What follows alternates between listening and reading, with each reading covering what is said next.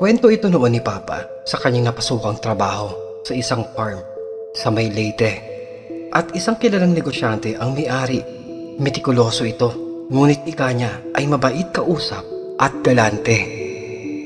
Kinuha siya nito una bilang taga-alaga ng mga panabong na manok, pero kalaunan ay nailipat ito sa negosyong babuyan at manukan dahil na din sa karunungan ni Papa sa paghahayupan.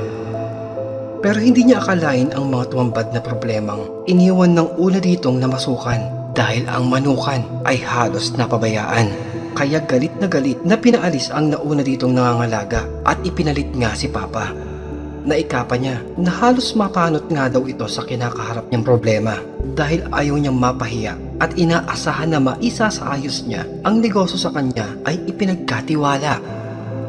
At isang araw, halos di nito mainom ang natimplang kape habang minamasdan ang malawak na manukan na isang buntong hininga na lamang ang kanyang napakawalan. Pero may kumalapit sa kanyang likuran. Isang bata. Kinausap ito ng isa sa mga batang sumasama lamang sa pagdilinis ng mga inuman para sa may manukan. Nakita din kasi nito na palagi daw nakakunot ang noo ni Papa na halatang napakalaki ng kanyang pinapasang problema. Madalas na napaparito sa malaking farm ang mga batang ito. Sila ang palaging katuwang sa paglilinis sa bawat sulok ng manukan na hindi nga daw maiwasang kami ay maalala dahil sa tuwing nakikita niya ang masasayang naglilinis ng mga batang ito ay parang kami ay nakakasama na din niya. Kaya napalapit na din ang mga ito sa puso ni Papa. At ika nga ng isang bata, napansin din daw niya ang napakaraming nagkalat na walang pakundangang mga daga sa may malawak na manukan na parang akala mo nga daw ay naglalakad lamang sa parke kung magkalat ang mga ito at umaastang kasosyo sa malaking negosyo. Kaya dito natuwa si Papa dahil kahit papaano ay di daw puro pagputak ng manok ang kanyang naririnig, na kung di dahil sa mga ito ay baka tinubuan na din daw siya ng pakpak at kausapin kami ng pagputak. At ika nga daw ng bata ay kung mamarapatin daw niya ay may kilala daw itong mabisang makakatulong sa malaking problema ni Papa. At nakatitiyak itong hindi na siya gigising pa na nakabusangot ang kanyang muka. Nung una ay natatawa lamang si Papa dahil nga isa lamang itong bata at bakit siya dito maniniwala at magtitiwala. Pero biglang napaisip si Papa nang buksan ng bata ang isang ideya ng pagtulong, lalo pa ito naman daw ay libre. At sa huli nga ay hindi na nga ito nakatanggi. Subalit, may isang kondisyones lamang ang bata na dahil daw na napakabait nito sa kanila at madalas itong natutuwa sa kanilang serbisyo, ng malaking tulong pa ang pasobrang ibinibigay nito na parang itinuturing pa silang para na din niyang mga anak. Kung kaya nais niyang matulungan si Papa sa may malaki nitong problema. At ika ng bata, sa kanilang pag-uwi ay may kakausapin ito na asahan sa loob lamang ng isang linggo o baka mas maaga pa bago dumating ang amo niya. Sinisigurado nitong mauubos ang mga pesteng dagang nagkalat dito. Natawa pa nga si Papa dahil parang ang kausap daw niya ay tila isip matanda na at binibentahan siya ng bungang mangga sa sariling puno niya. Pero nagtataka naman si Papa at bahagyang naguguluhan dahil ika nito, bakit masyado naman yatang hindi makatotohanan ang mga sinasabi ng batang nasa kanyang harapan. Idagdag pa na isa lamang itong bata at anong malay ba niya sa ganitong mga bagay.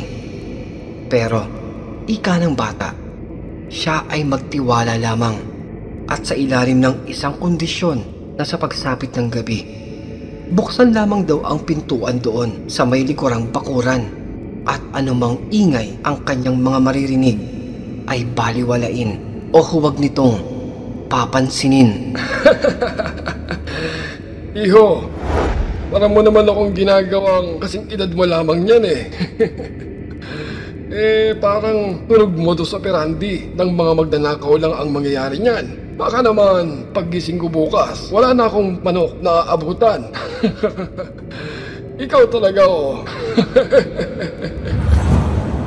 Natila sa liit ng batang ito ay di niya gusto ang tapas ng dila nito sapagkat oo nga, parang tunog, budol-budol lamang ang sinasabi sa papa ko at baka pagising niya ay kabaliktaran lamang ang mangyayari sa may malaking farm na kanyang binabantayan at baka ito ay mapagnakawan na baka bukas pagkamulat niya ay malimas na ang lahat ng mga alagang hayop imbes ang pesteng daga lamang ang pinoproblema nito.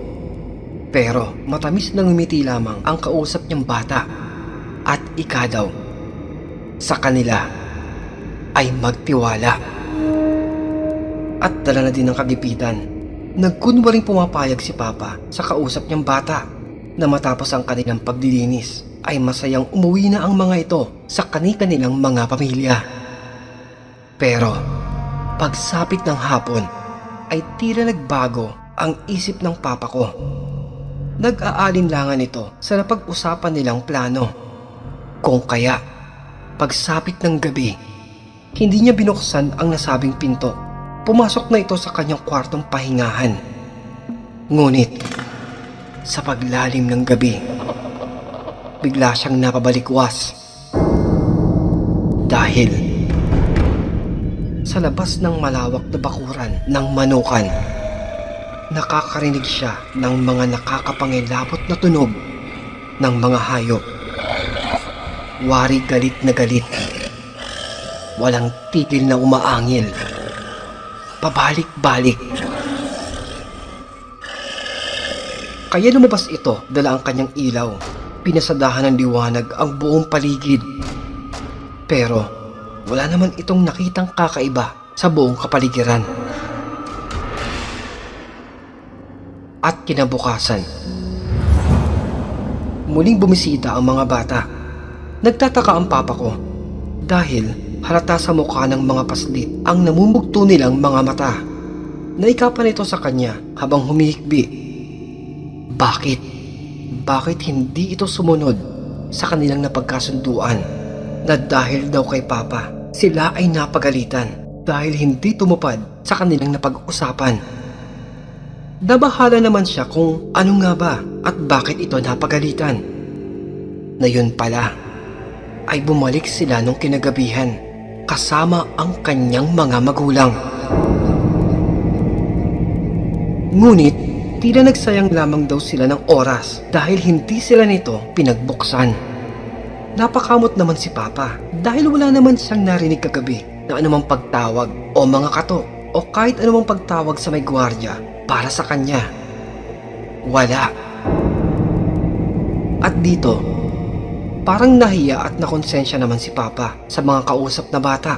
Kaya bilang pagbawi, humingi ito ng kapatawaran sa kanyang mga magulang kahit ito man ay naguguluhan.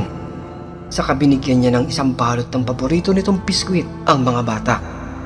Saka sinabing, Sige. Mga bata ha, pagpasensyahan nyo na. Baka hindi ko lang kayo narinig kagabi. Sige, mamayang gabi, subukan nyo na lamang muli bumalik at tinitiyak ko na nakabukas ang pinto doon sa may likuran na bakuran ng ating manukan. Ha? Pasensya na ka mo. Kasabay nito ang pag-aalalang malapit ng bumisita ang amo ni Papa. At kung aabutang ganito pa rin ang sitwasyon ng manukan, tiyak siya naman ang pagagalitan. Kaya kinakailangan niyang sumugal, maniwala dito sa mga batang nasa kanyang harapan. At sa pagsapit nga ng gabi, sadyang binuksan na ni Papa ang likod na daanan sa may bakuran. Saka bumalik na ito sa kanyang bahay pahingahan. Na napaantada na lamang ito ng pagkrus na sana nga daw ay totoo ang sinasabi ng mga nakausap niyang bata.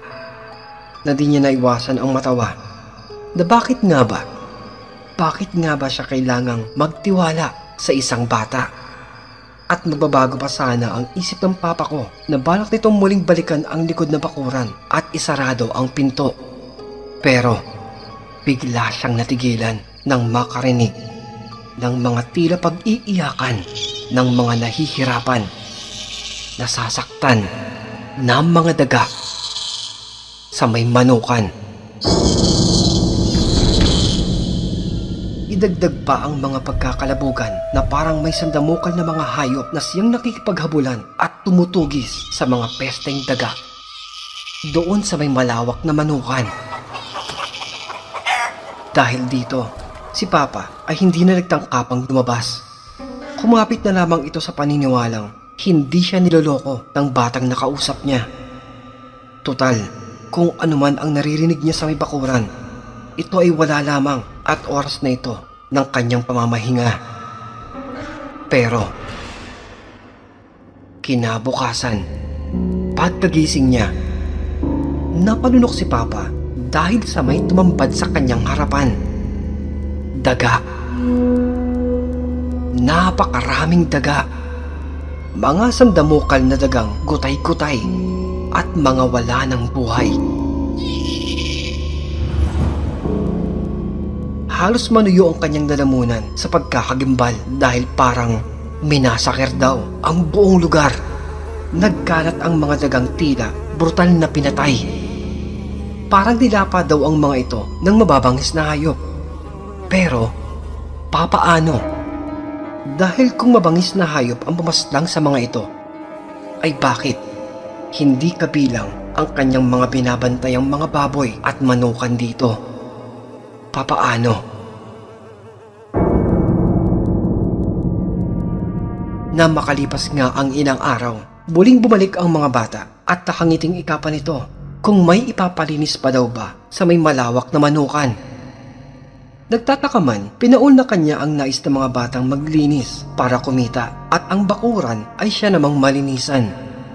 Pero, hindi na talaga nakatiis pa si Papa. Kinausap niya ang paslit na nasa kanyang harapan na kanyang inusisa kung ano at papaano ang nangyari kagabi. Sino at ano ang mga pumaslang sa mga pesteng daga. Subalit, ngumiti lamang sa kanya ang mga kaharap na bata sa kamuling itinanong kung ano pa ba ang mga ipalilinis sa kanila. Natameme si Papa habang minamasdan ang mga abalang bata at tuwang-tuwa sa paglilinis ng patubigan sa may malawak na manukan. Nasinamang pagdating ng kumpare ng Papa ko para mangutang. Ngunit, papalapit pa lamang sa kanya ang nakangiting nakakaloko nitong kumpare ay biglang tila hinawing ulap ang matamis nitong ngiti. Wari, bigla pa nga daw itong namutla habang minamasdan ang mga abalang batang naglilinis sa may manukan.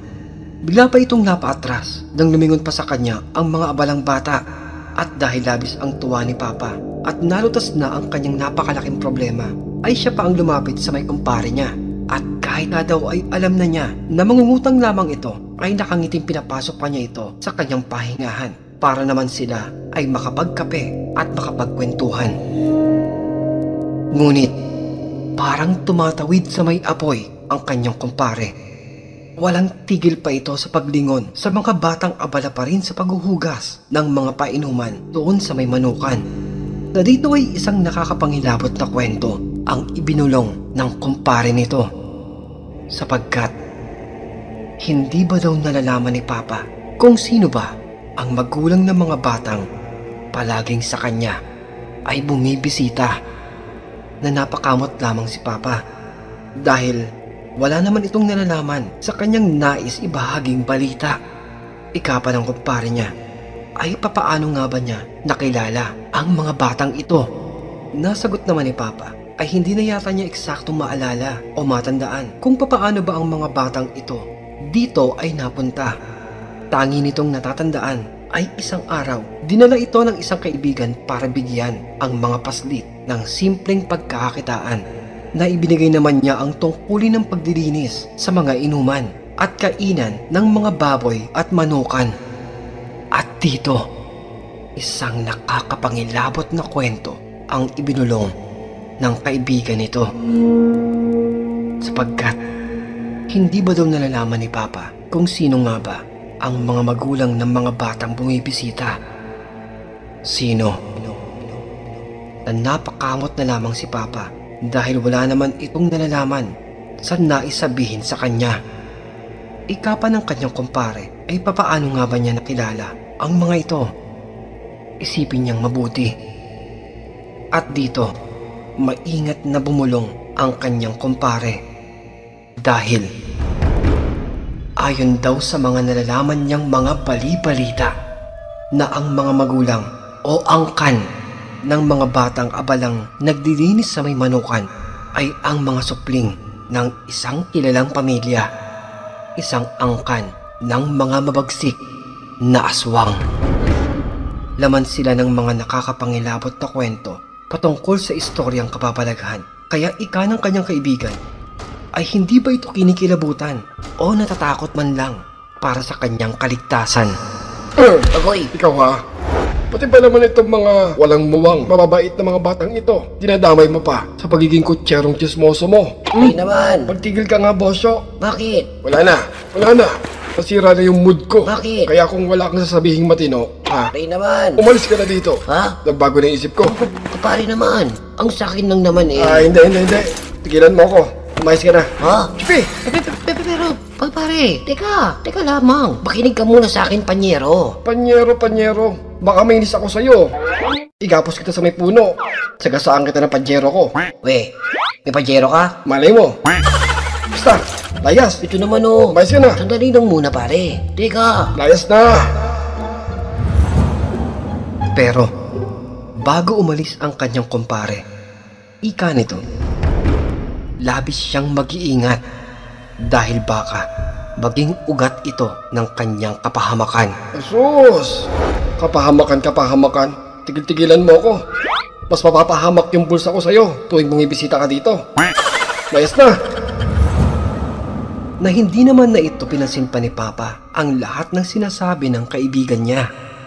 Ganito, huwag na itong babalik pa at siya ang tunay na perwisyo dahil pumupunta lamang ito para lamang mangutang nang walang balikan at dubayan niya na ang mga inosenteng paslit na nasa may manukan. Dahil di tulad ng mga batang ito na nais lamang makatulong sa kanilang mga magulang na sa murang edad ay natuto na agad silang magbanat ng buto upang magkaroon ng kapakinabangan sa ating lipunan. At nang dumako na ang hapon, nakatapos na ng gawain ang mga bata at bago ang mga ito ay umuwi, hindi maiwasang mag-usisa ni Papa patungkol sa kanilang mga magulang. Na dito, napansin niya ang biglang pag-iiba sa mukha ng mga bata. Mga pag-aalinlangan. Pero matapat na nagsabi ang bata na ayaw sana niyang sagutin ang tanong ng matanda dahil baka hindi na sila dito muling payagan pa kung kanyang malalaman. Dito nagkaroon ng kutob ang papa ko na baka totoo nga ang sinasabi ng kaibigan niya. Kaya ika na lamang niya sa mga bata ay huwag na lamang intindihin ang kanyang katanungan at siya ay pagpasensyahan na dito ay siyang muling pagliwalas naman sa muka ng mga bata na may kasama pang matatamis na ngiti. Pahabol pa nga ni Papa ay mag-iingat sila sa may daan. At saan nga ba ang kanilang inuuwian? Baka sakaling malapit lamang ito sa kanyang binibilihan ng pagkain bukas para sa may manukan nang sila ay madaanan o maabutan ng paborito nilang biskwit bilang pasalubong at pagkain sa eskwelahan. Na dito, sa labis na tuwa ng paslit, masaya itong tumugon na hindi naman daw kalayuan ang kanilang bahay sa may bayan at doon sila nakatira sa may malapit na pagitan ng Gulod at Parang. Na dito nahalata ni Papa ang biglang pagtapik ng kasamang bata upang ito ay mapigilan dahil tila nadulas ito sa labis na katuwaan. Hindi pinahalata ni Papa ang kanyang kakaibang nararamdaman. Nakangiti pa itong nagpaalam sa mga masayang kabataan na pinabaunan pa niya ng kanilang pagkain paghahatian sa may daan. Subalit, lumipas ang mga araw at mga linggo. Heto ang papa ko, gigil na gigil ito dahil sa paglilinis mag-isa ng mga patubigan sa may manukan dahil hindi na muli pang bumalik ang mga mababait at masisipag na mga bata sa may malaking manukan. Hindi niya alam kung bakit at ano ba ang kanilang dahilan. Na kung totoo man ang sinabi ng kanyang kaibigan, wala naman daw itong pakialam hinding-hindi magbabago ang pagtingin niya sa mga inosenteng bata, pati na ang malaking tulong ng mga ito sa kanyang pinagtatrabahuhan na siyang muling pagdating naman ng kanyang kaibigan. Habang nakangiti pa, Panyero! ¿Cómo está? Arriba! Arriba! Aray! Arriba, ha? Arriba? Eh kung ibalibag ko sa'yo lahat itong ginagawa kong hayop ka, ha? Aray! Panyero, panyero. Sira ulo. Nigigil mo ko eh. sinalubong niya ito ng malutong na pagbatok sapagkat ika ni Papa na kung di dahil daw sa kanya ay hindi sana ito nahihirapang magdinis mag-isa sa mga patubigan at kainan sa napakalaking manukan. Pero, Panyero, wala naman akong sinabing masama. May sinabi ba akong masama? Ha? Wala naman ah. Wala? Wala bang masama? Wala pala eh. Eh di sige. Ito. Ikaw ang magdinis ng lahat ng mga ito. Ha? Bakit ako? Bakit? Sayang naman yung forma ko. Pag dilinisin mo lang ako ng manukan dito. Ganun ba? Sayang. Eh di sige. Eh kung singilin kaya kita ng mga utang mo sa akin, ora mismo sa lahat ng mga utang mo. Ano? La, wag na yun. Kaya nga ako naparito eh. Kasi prutoy na naman ako eh. Wag muna. Saka na. Che, ayan, magginis ka dito. Laki mong istorbo. Aray. Aray naman. At ika ni Papa ay ito daw ang masama. Masama na ang lagay ng kanyang likod dahil sa kakalinis sa mga patubigan ng manukan. At kung naparito ito upang siya lamang ay mautangan. Ngayon, kailangan niya muna itong paghirapan. Ha? Teka lang pare. May date kami ni Kumari mo eh. Oo. Teka. Che, malahimik ka. Tibay mo Nangungutang ka para pang date? Samantalang ako, hindi ko makita-kita yung pamilya ko. Ang tibay mo. La, pare naman. Naghihintay si Mrs. dun sa may bayan oh. Ayaw ko sa'yo. Tigilan mo ako. Gusto mo ng pera. Magdinis ka. Yang maghintay yung misis mo doon. Mag-date sila ng gwardya. Uy, wag naman ganun pare. Teka, pag-usapan natin to. Tigilan mo ako. Magdinis ka dyan.